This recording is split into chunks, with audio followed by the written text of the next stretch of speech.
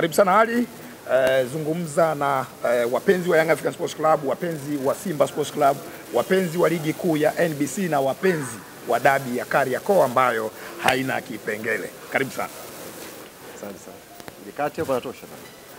Kariakoo dabi ndio kioo cha mpira kwa hapa Tanzania. Yaani maana yake mechi kati ya Yanga na Simba, licha ya ligi kuwa na timu 16, hatuwezi kukimbia ukweli kwamba kioo cha ligi yetu, kioo cha mpira wetu ni hii dabi ya Kariakoo.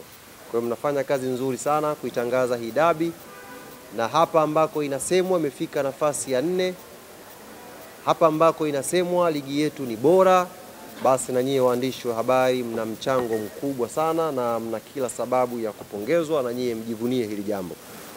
Nchi za wenzetu ambazo kuna dabi kama hizi, kwa mfano South Africa hapa, timu zao mbili ambazo ndio zinateka hisia za watu wengi, kiuwezo zimeshuka kidogo, lakini ule ujivuni ule haujaondoka kwenye mioyo ya mashabiki wa mpira.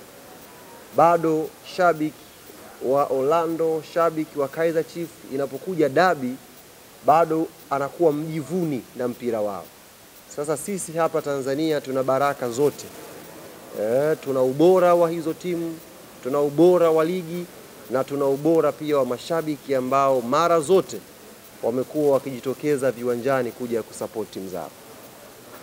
Na hapa nizungumze sasa na mashabiki na wanachama wa klabu Young Africans ambao kimsingi sisi ndio wenyeji wa huu mchezo. Na hata hii nafasi ya kuzungumza wa kwanza isingekuwa uwenyeji, bado hadhi yetu ya kuongoza ligi pia ingetubeba.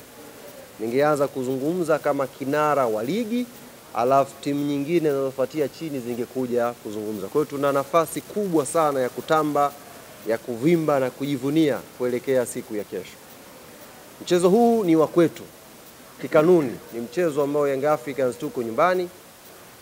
Hivyo tunatakiwa twende tukathibitishe kwa vitendo kwamba ni mchezo wa nyumbani, na tuwe sehemu kubwa ya mashabiki ambao wataingia Benjamin Mkapa. Namba kubwa uwanjani ikawe mashabiki wa Yanga.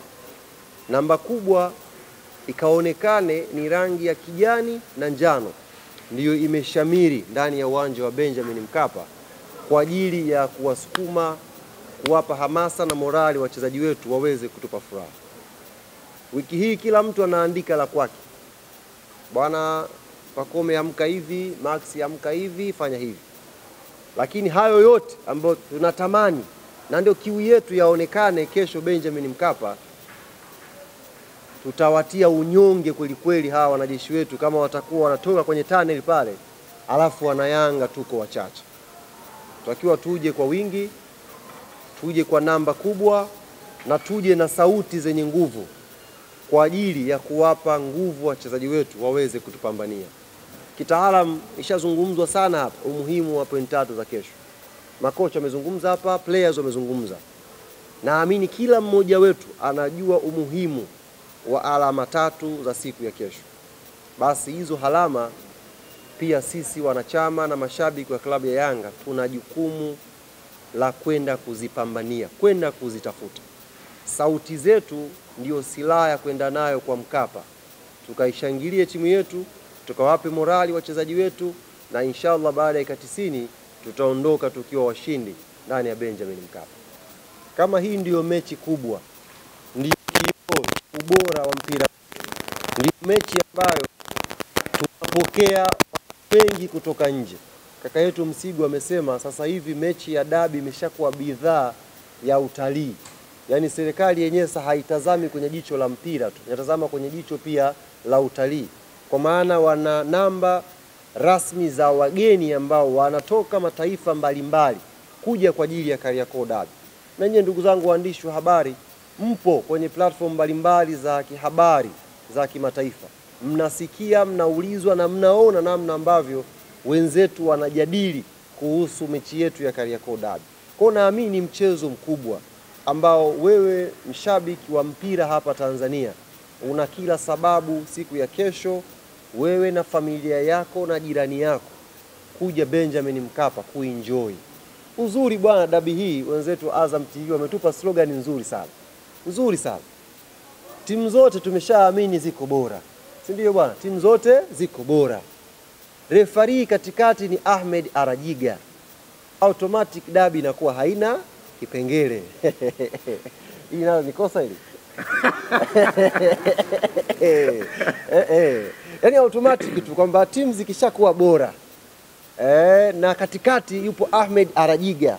Azam TV wakamaliza pale kwamba dabi haina kweli, haina kipengele. Kwa hiyo twendeni kwa wingi tukaenjoy, yani tukaenjoy ladha na ubora wa ligi yetu ya Tanzania, tukaenjoy ladha na ubora wa Kariakoo dabi.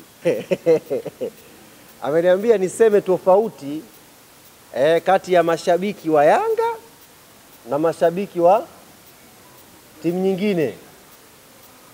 Sasa wewe usizunguke. Sema tofauti ya Yanga na hawa. Timu nyingine tusiziingize kwenye ugomvi. Tuko wawili hapa. Mimi naamini kabisa. Na nyie ni mashuhuda wote, ndugu zangu waandishi wa habari. Na uzuri ukweli huaga unabakia pale pale, hata kama hamtausema. Yanga ndiyo klabu yenye mashabiki bora wa mpira hapa Tanzania. Takupa mfano mmoja mwepesi sana. Sisi tumecheza mechi Azam Complex na Tabora. Tabora wakajitafuta wakatushona goli 3. Jambo ambalo hakuna hata mmoja aliweza hata kuliota.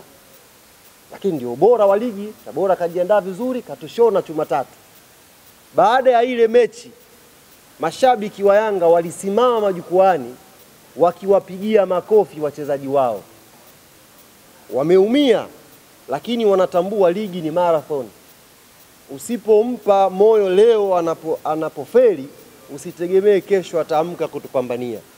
Ule ulikuwa ujumbe tosha wa kuonyesha tofauti shekhe, kwamba hawa mashabiki wa Yanga wanajua football. Hawa ni mashabiki wa mpira.